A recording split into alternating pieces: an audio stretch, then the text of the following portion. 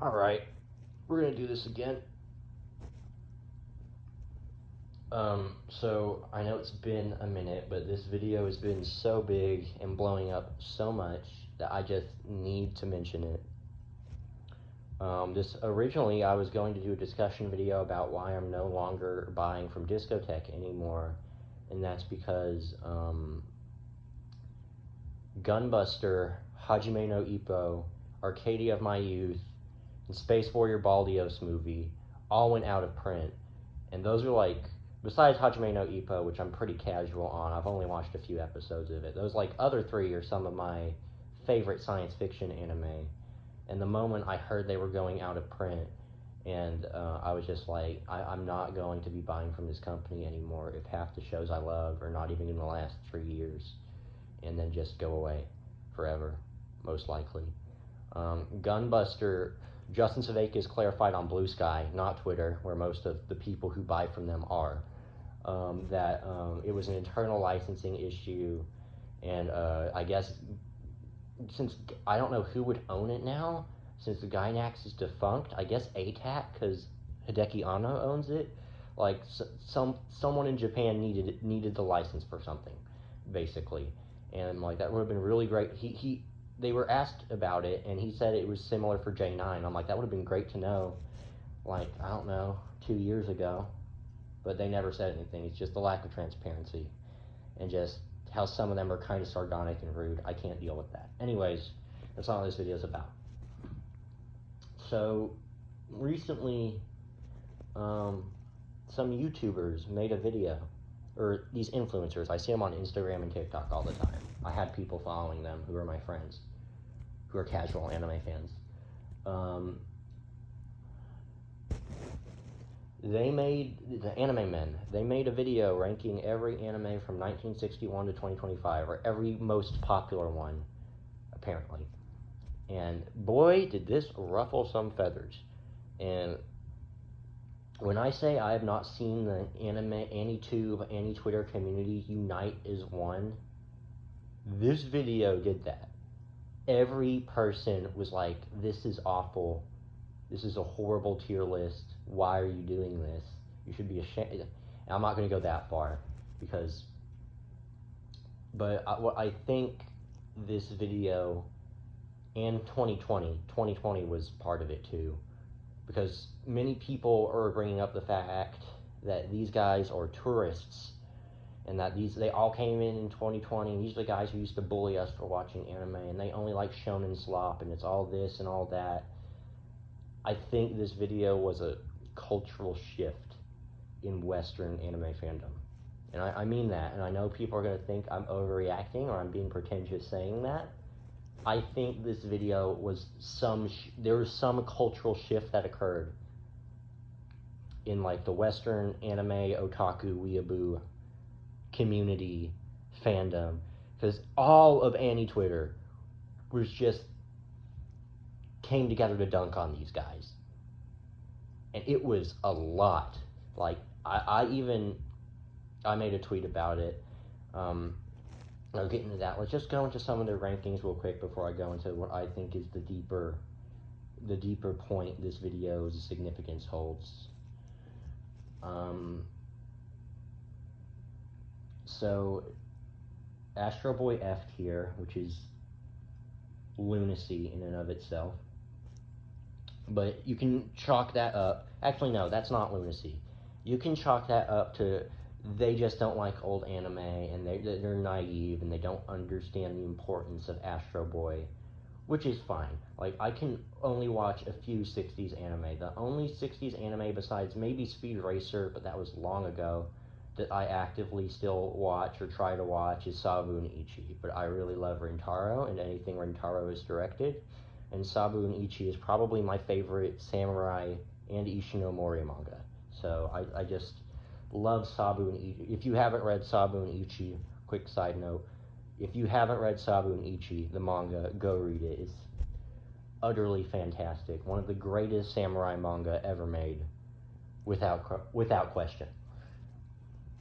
Anyway, so they did that. Cyborg 009 in D. Doraemon in F. which that's the one that I think is lunacy, because it was the 1973 Doraemon. It wasn't the 1979. I believe it was 1979 when Doraemon started getting official. It's the lost 1973 Doraemon. So they were literally just watching the opening to the lost 1973 Doraemon and gave it an F tier, because that's all that's available for it. They didn't watch 2004. I think that's when it came out. 2003. I think it was 2003.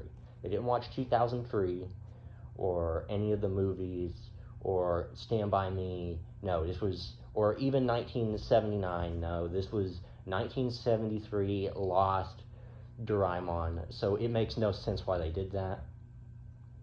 Like, even in Shabe's video he did, he's like, that's lost media, which it is. And it's, I think that is the most ludicrous ranking, because they only watch the OP for, like, which, I mean, I'm gonna waste time if I look it up. But yeah, like, there's barely anything. Yeah, it's only the intro. It's 1 minute. And, like, maybe there's, like, a couple. What is this? Yeah. There's not a lot. It's probably, yeah, it's just the intro. So they literally watched the intro and ranked it based off of that, which is absolutely crazy. No mention of any Leiji Matsumoto anime, no Space Battleship Yamato, no Captain Harlock, no Galaxy Express. And this is what always makes me infuriated with these types of ranking anime every year, is they never bring up Space Battleship Yamato. And like, and they always bring up Gundam, and they never bring up Space Battleship Yamato. And I am the most casual Gundam fan ever. I like F91, and the first series I watched was Age. And I kind of want to watch 8th MS Team and Turn A Gundam. And I think I can read Gundam The Origin. And like, I like all the later Gundam Tomino stuff, is what's interesting to me. Because stuff like Gaia Gear and F91 and Turn A Gundam, is Tomino was doing that more operatic style that I like from Leiji Matsumoto. And I'm not to say that didn't exist. I watched the Zeta movies, but even then, I think the Zeta movies play into it more. Like, I'm way more into the Leiji Matsumoto, Ryosuke Takahashi style of mecha and sci-fi storytelling than Tomino's. And I'm not saying I don't like or am interested in a Tomino show. I may have watched one.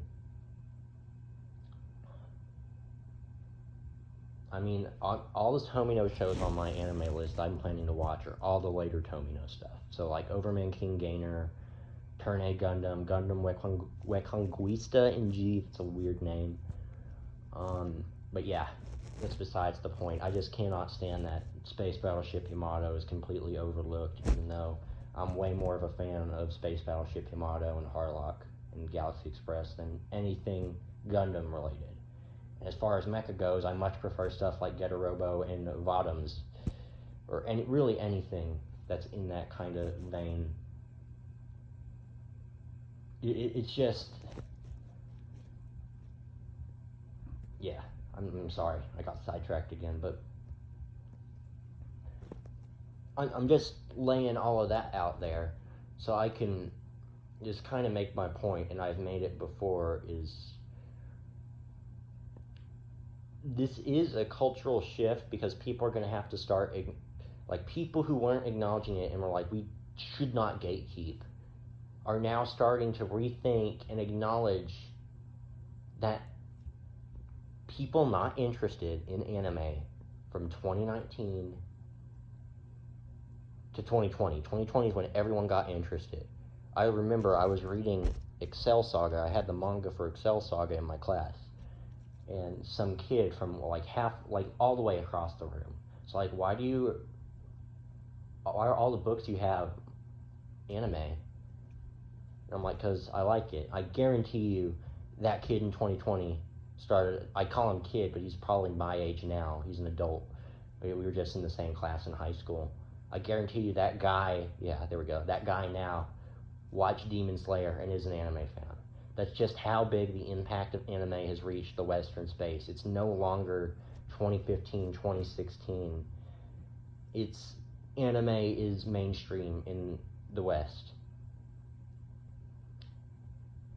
And I know people keep saying that, but it is true. It just, that is what has happened now. And that is a cultural and, I guess, sociological change that people are going to have to start existentially dealing with. And it's just crazy. It's crazy to think about. And of course, there's people aren't going to want to watch older stuff or want to engage in the history surface level. They want to remain surface level because they view anime as another form of entertainment and not in the deeper sense that it is an art form. And I believe personally that is completely fine. I mean, I see people talking about how Solo Leveling is so mid, and I don't know. Okay, Solo Leveling could be the worst anime ever, but I do not get it. Why so many people are like, this is the worst anime ever made, ever. This is mid-leveling. I hate this. It's just a battle shonen. That's all it is. And I'm not into battle shonen at all, besides Opart's Hunter and maybe Beat the Vandal Buster. That is about, and maybe a little, like, let's do a tiny bit of Hunter x Hunter. I watched a bit of 1999 Hunter x Hunter and enjoyed it. But I have a lot of stuff on my watch list. So that's about my familiarity and my taste in battle shonen. Everything else is really like either historical, and you guys know me, historical, medical, naval, or science fiction. Old science fiction. Like Lock the Superman and 2001 Nights and anything done by Leiji Matsumoto. And I like Gaara stuff and some samurai stuff, but like, and of course a little bit of shoujo. It's just, my taste is all over the place.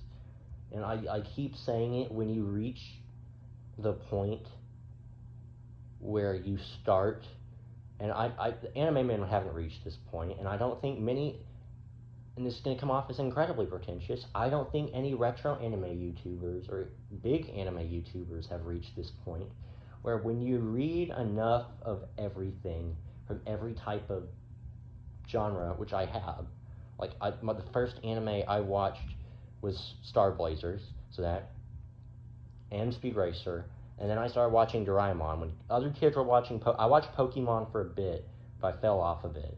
But I did I had a phase where I watched it for about 2 months or a month. That was long ago. Doraemon was the first anime that actively aired on television, which was on Disney XD of all things, where I was actively engaging. Because I looked at Doraemon, and I'm like, this looks interesting, what is this? And I started doing that. And then in 6th grade, I started watching Sailor Moon, and that's when I directly started noticing, or that's when I directly knew that this was coming from Japan. This is cool. All the stuff I've been watching has come from Japan. Like, it kind of hit me. Star Blazers was from Japan, and Speed Racer was from Japan after watching Sailor Moon.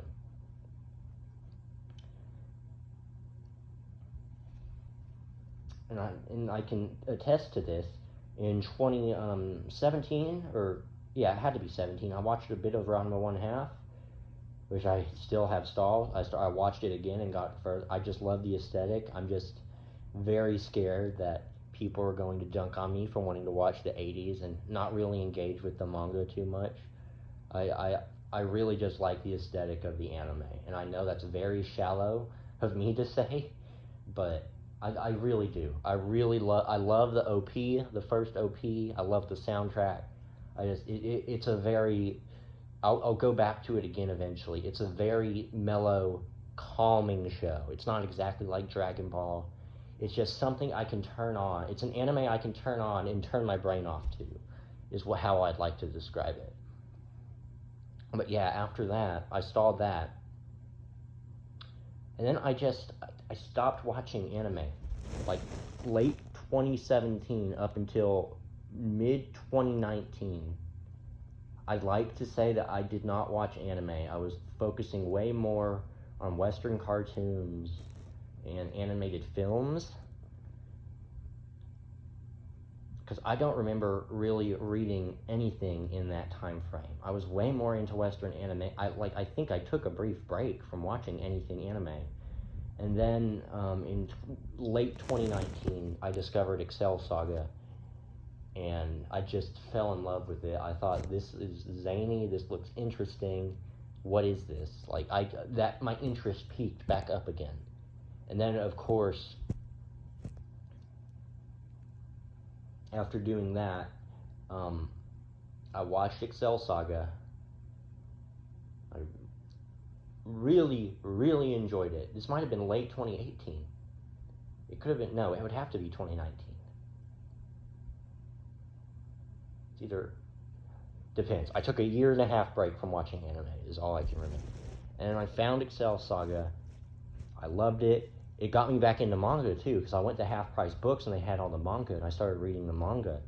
And I started picking up the differences. And it was I had collected manga before, but I've never really completed really any manga. It was when I started looking at Excel Saga that it really compelled me.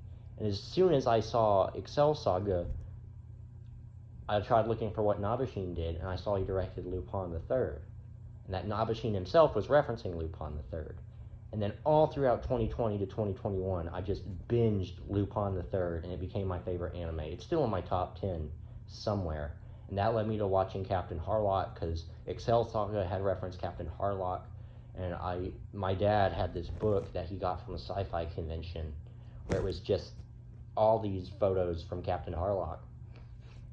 So I watched Captain Harlock, Arcadia of My Youth first, and then I watched Endless Orbit SSX, and then I watched the original series, which introduced me to the Galaxy Express movies, and then the show, which I still stalled because it is long, 110 episodes. It's a great show, don't get me wrong. It's phenomenal, really.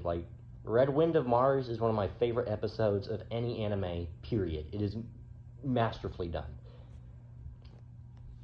And just every other Leiji Matsumoto spinoff and manga, and that introduced me to Kaiji, and that introduced me to Here Now, where I just read whatever and that introduced me to Zipong, and you see where I'm going with this is, I took a break from anime, and right before the pandemic hit, I just started getting back into it, and all of that was just by myself. I didn't really have any YouTubers. It was all osmosis of me remembering things and just researching. And I'm not trying to use this to brag. I'm just trying to frame where I was coming from. And then researching something and then going to watch it because I thought this looks cool. And that's literally how all of my manga and anime list gets formed, is just looking at different directors or manga artists or manga magazines specifically, and just looking for which series looks interesting. And that introduced me to, I have no clue.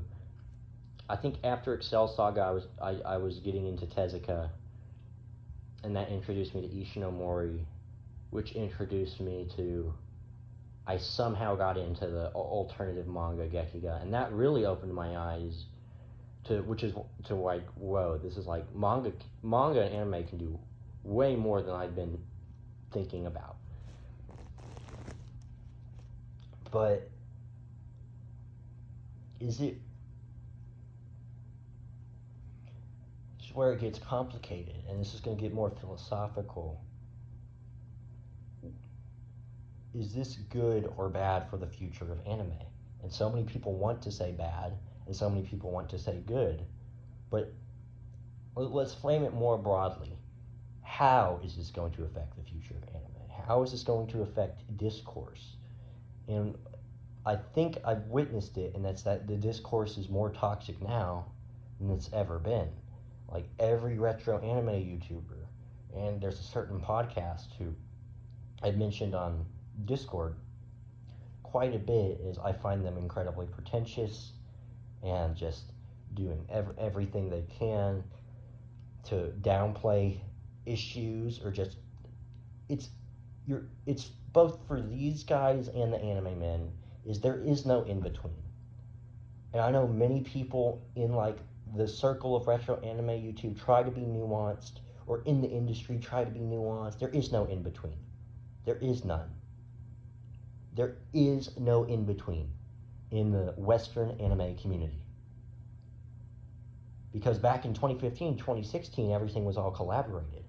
But 2020 onward, we now have video essays and people talking about manga, and it's all homogenized now, where anime is so big, and it's great that more people are getting into it, but everyone has so many different thoughts, and they just all talk about it, and it becomes jumbled.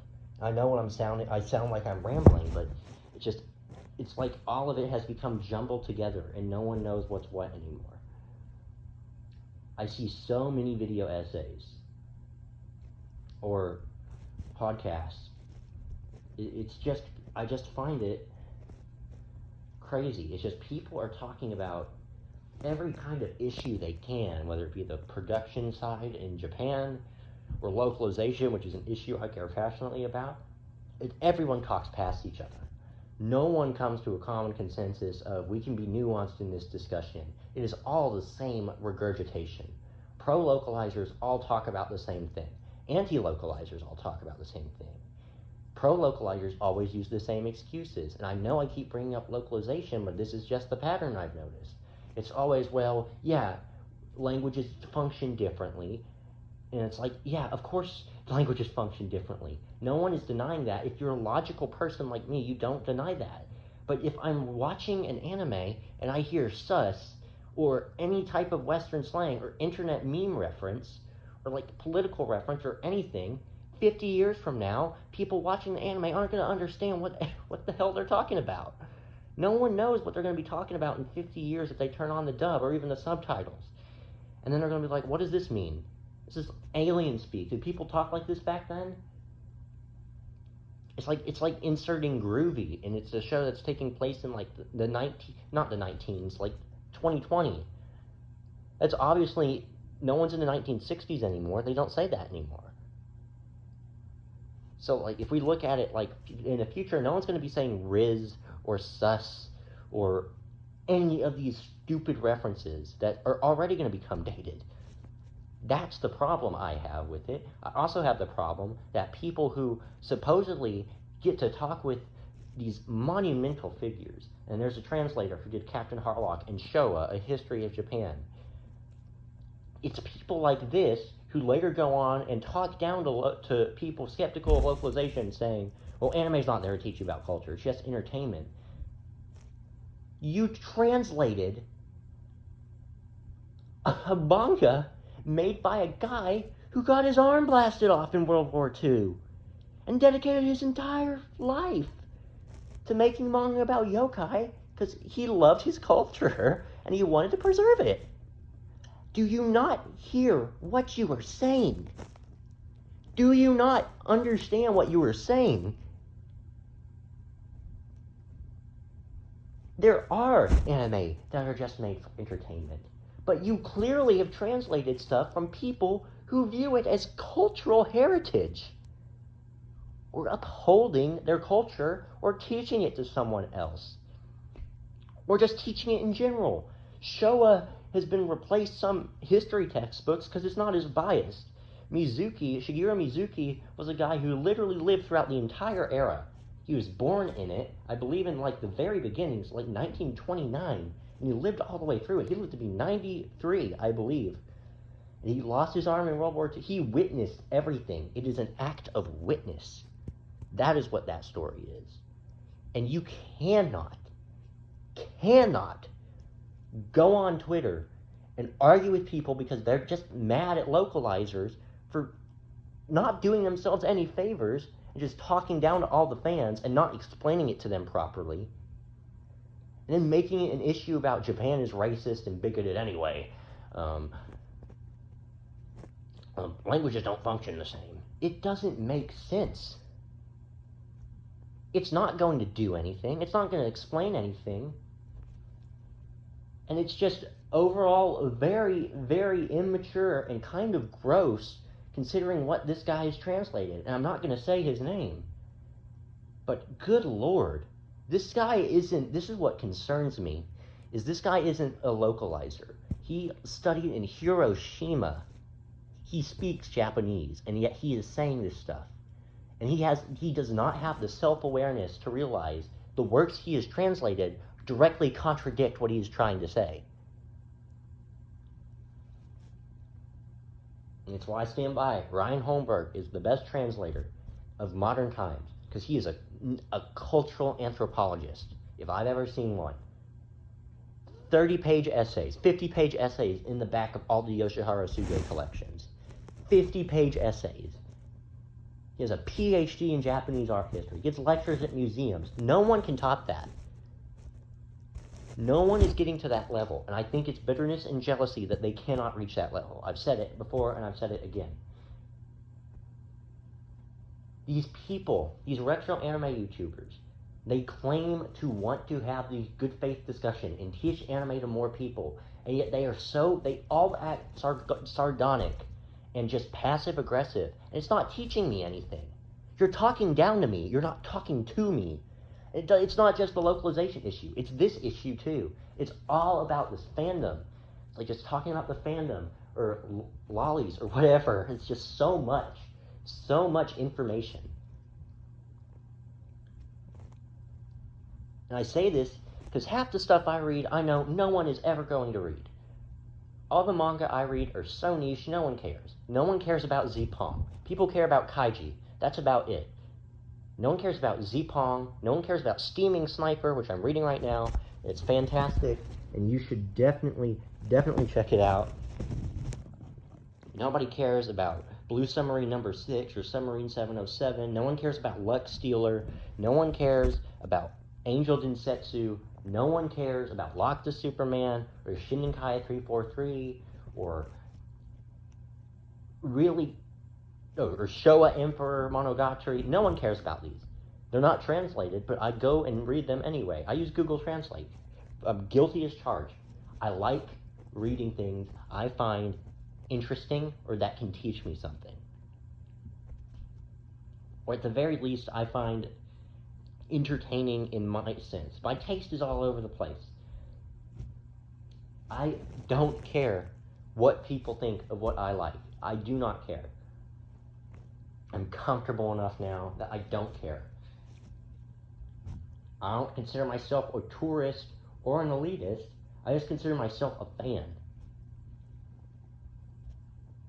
It is crazy.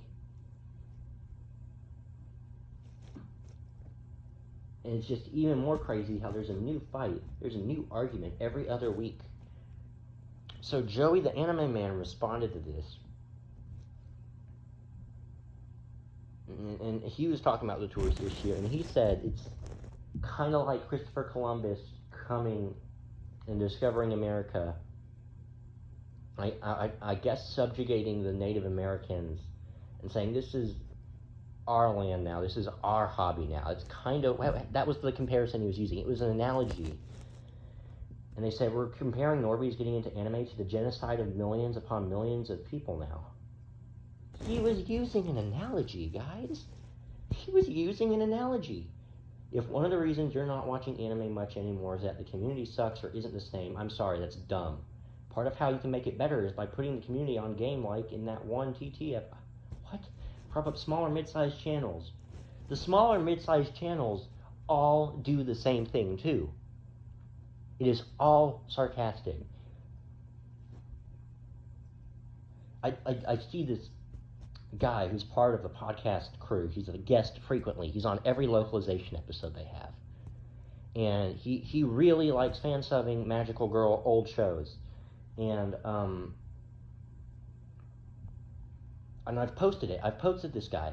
I've posted his fan subs on my community tab.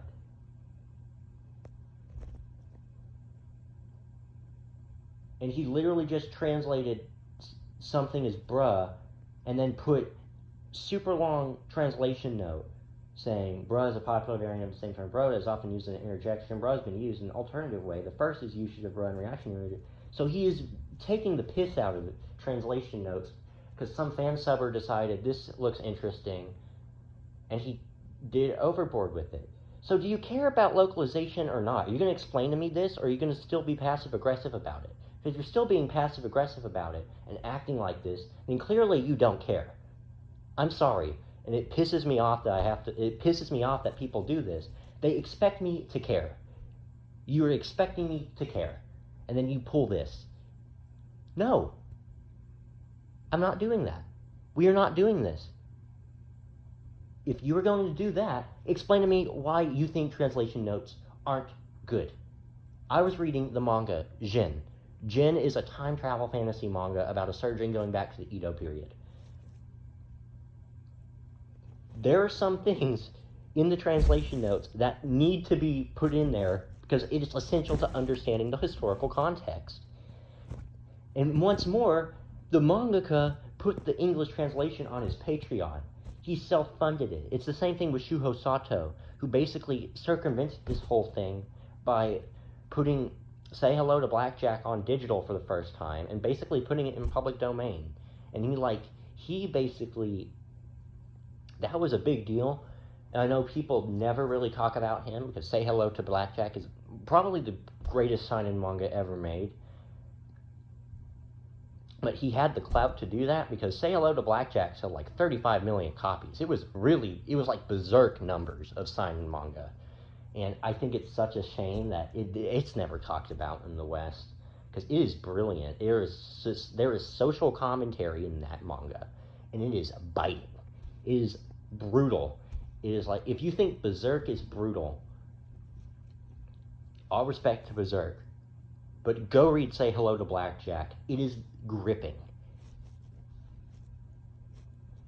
And that's why I'm so passionate about it, is these stories are gripping. So you can't just do this. You cannot just do this. It's disrespectful to me and my intelligence. You want me to have an intelligent conversation, and yet you never cite something like Gayatri Spivak or Walter Benjamin or Ludwig Wittgenstein. You never cite actual theories of language, academic theories of language. It's all, well, anime, well, Japanese and English don't function the same. Great. Can you elaborate further? Everyone knows that. Why are such choices made? Can you go into that? No? Okay, then the conversation's over. You want to have a deeper conversation? You going to cite any theories? You going to cite anything? No? Then we're just running around in circles at this point. Sure, people grift, but people are tired. If you can't even be bothered to translate names, like he literally says, F you, I'm not translating this. And it's just a list of names. So you don't care enough to translate names anymore. It just shows how much apathy these guys can have. And I know that it's, I bring it up, but it's like, people are waking up to this, guys. Some guy who was, they made a video recently. He says, I'm a fan of the podcast, and I'm certainly not conservative, but I find myself frustrated how the topic of translation is discussed among you and your guests. It's been repeatedly approached, boiling down to prescribing unsavory politics to anyone who has a different perspective. There are those who are indeed bigoted and oppose any form of localization, but choosing to focus solely on bad actors and addressing those legitimate arguments is disingenuous. I can't say I understand why we treat those watching anime as incapable of engaging with the work with any level of curiosity. I was anime when I was young, and any chance I got to learn about the terminology was exciting. I simply don't care the kind of viewer who prioritizes ease of access and instant gratification. I'm not interested in considering those who engage with art so simplistically that they feel disengaged whenever they're prompted to research a work's cultural origin.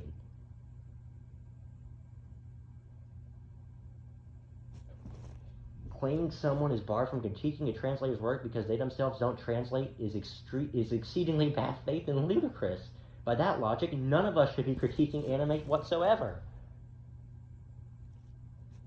Yes, and that is exactly the problem with anime YouTube, with anime criticism, with any sort of controversy whatsoever.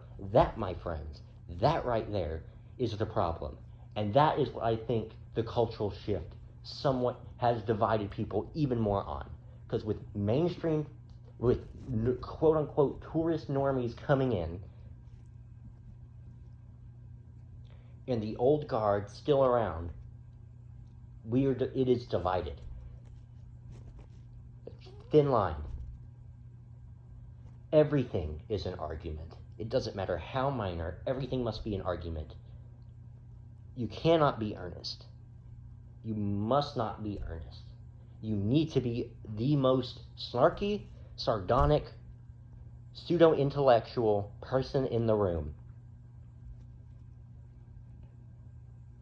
And there's plenty of great anime YouTubers, like Manga Man. And there's I forgot.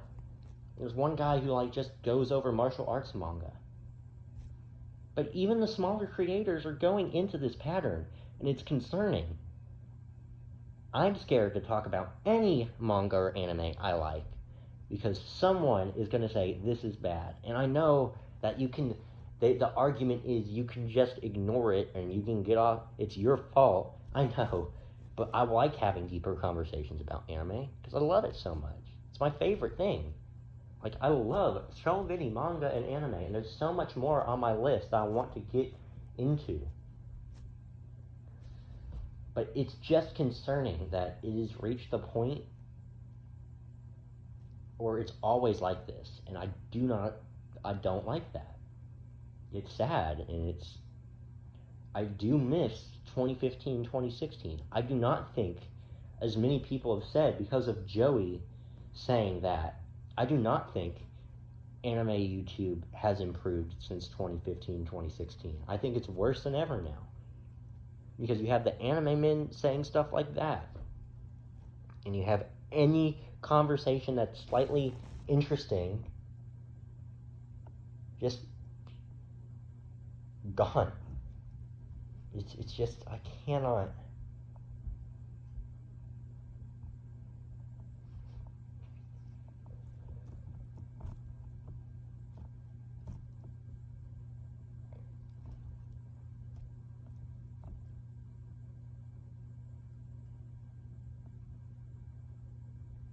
I don't know if any of the people I indirectly mentioned, I didn't state the podcast or the YouTuber's names, besides the anime men. I do not know if, and maybe Shapes, I did mention Shapes. I do not know if any of you guys are watching this. But I love anime very deeply. I love it so much. It is my favorite form of entertainment. Besides maybe films, but that's different. I can separate them, but it is my favorite. I will say, yeah, I'll say it is my favorite form of entertainment. I have found so many fantastic stories I would not have been introduced to otherwise, just from looking and researching on my own.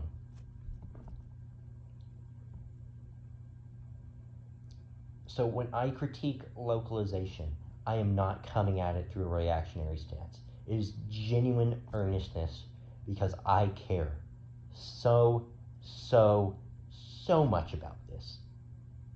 I do. I love it so much, and I keep saying it, but I'll keep repeating it. I love it. I just love it. I love anime. I love manga. They are art. I love them. And I don't want to see this cycle go. I do not want to see the constant fighting and the constant just talking over each other. You've created a loop, a transparent loop, and no progress on localization or fandom or wanting to teach more people how to get into anime is ever going to get done if we keep doing all this sarcasm and sardonicism and just hatred. I moved. I didn't move. I've been going, I've slowly come back to it, but as I made good friends on it, but I've gone to Japanese Twitter, and it's just so much nicer. Everyone is so much nicer. No one judges you based on what anime or manga you like, because there's so many of them, and that's the beauty of it. It's so vast. There's thousands of manga out there, probably millions of manga out there. There's probably like thousands of anime. I know that manga is probably way more vast because you can go super deep into it. I mean, all this negativity is why I quit. Not really quit. I'm taking another break from anime. I'm focusing way more on reading manga because I have some manga I've had on my list for a while and I just want to knock them out. And I'll still watch an anime here or there. I'm watching Astro Fighter Sunred, but it's a very light show. I don't have to think too much while watching it. But I just need a break from anime right now. None of the manga I read anyway, anyone really knows besides Kaiji and any of the stuff done by Fukumoto. Everything else is super niche or niche enough to where a large majority of people don't know about it. The closest thing to a battle shonen I've read is Babel II, Opart's Hunter, and Locke the Superman, and that is it. Everything else is something I find interesting or intriguing for some other reason. I've been introduced to gems from like that, like Tagami Baki or Tagami Bachi Letter B, one of the favorite mangas I read this year.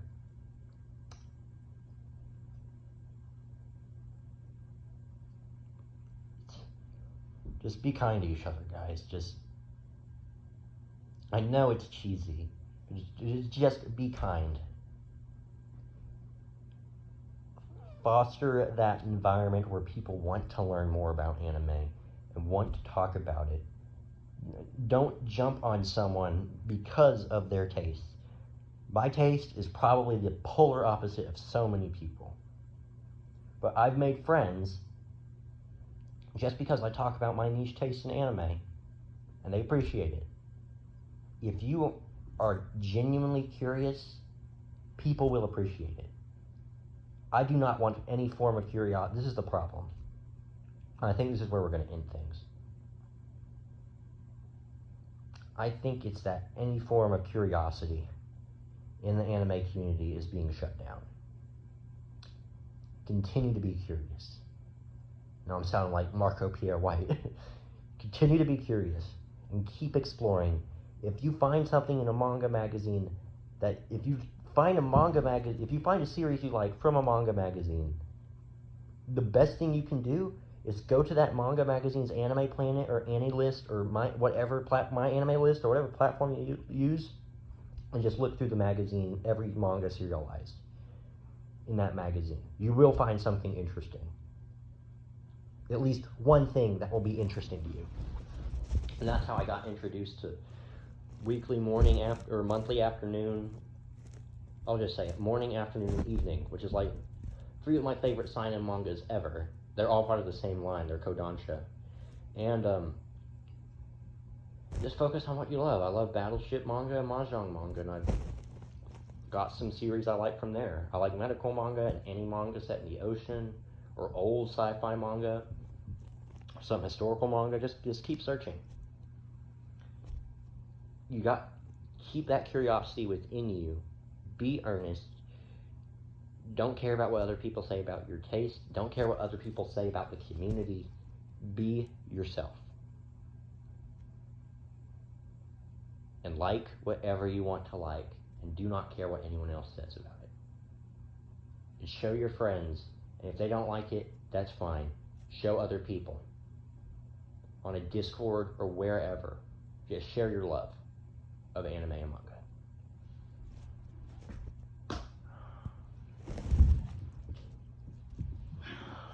It's incredibly late. I have to go to bed now. Peace.